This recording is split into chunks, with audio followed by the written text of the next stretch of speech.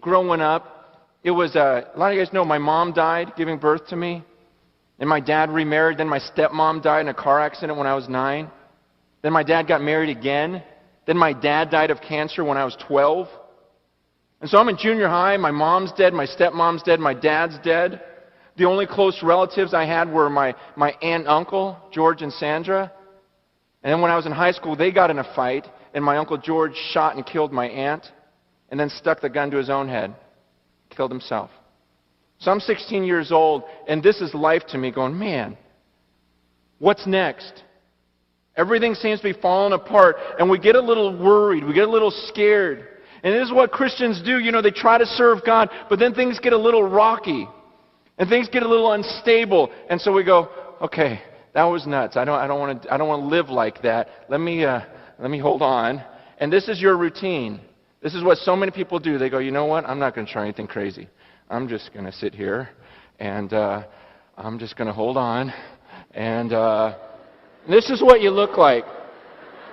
You just go, this is what people do. You know what? I'm just going to have my nice little family. We're just going to, we're just going to keep to ourselves. We're going to live in a gated community. I'm going to homeschool my kids, make them wear helmets everywhere. I'm going to, I'm not going to let them outside because sun has bad rays. I'm going to, just on and on and on, and you just live your life in the safety of, I don't want to do anything crazy for God. I just want to, go to church on Sundays and maybe give like 2%, and maybe help the nursery because I feel guilty. And then you do. How many of us can relate? I mean, there are 327 million Americans. 65% of us claim Christianity.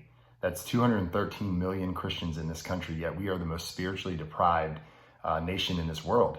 I mean, the most sleepy in existence when it comes to our faith.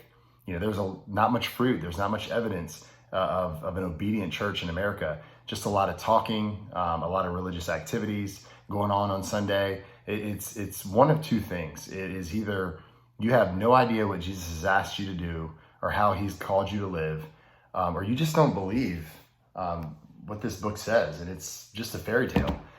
So either way, it's dead wrong. And then you do this your whole life, and then you go, your greatest prayer is like, God, you know what? I would love to die in my sleep and not even feel it, and then just go up to heaven.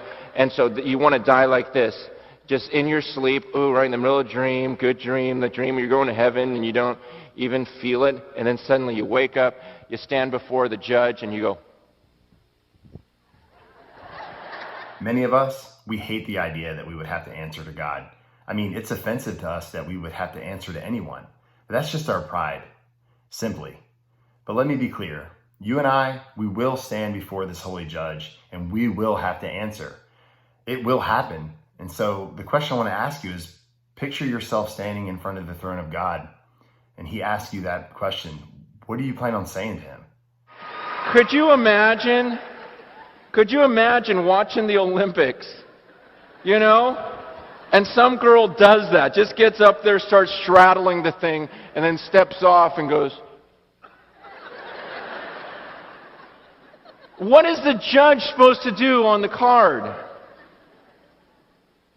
You see, and to me, I go, man, that's the routine that so many Christians are headed for. That's the routine, the boring, I do nothing crazy because I don't want to fall. That's the routine that they're going to live, and then one day it's going to be a shock because they're going to step off that balance beam and realize they're standing before the judge. They're standing before the judge, and you think he's going to look at that routine and go, wow, well done. Well done. You lived the safest life possible. You didn't slip, you didn't fall. See, that's not the life that God's called us to. That's where the majority will head. But I don't want to go where the majority goes. I couldn't help but think about the early disciples and how they lived out their faith.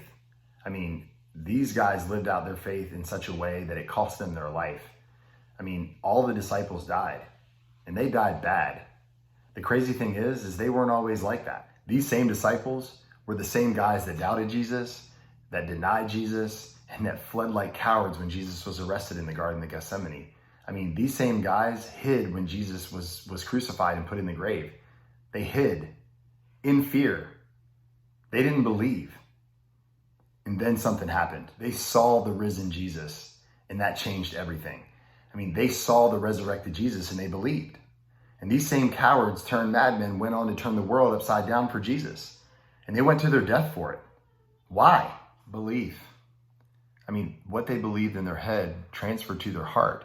And that's when they became dangerous. And that's when they truly started to live out their faith. And that's when the gospel really began to spread.